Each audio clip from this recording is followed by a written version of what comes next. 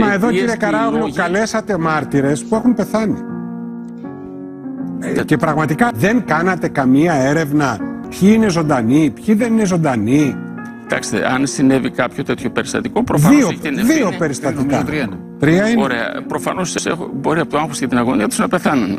Μπορεί από το άγχος και την αγωνία τους να πεθάνουν. Ότι θα κληθούν στην Εξεταστική Επιτροπή. Από το άγχος δεν τους...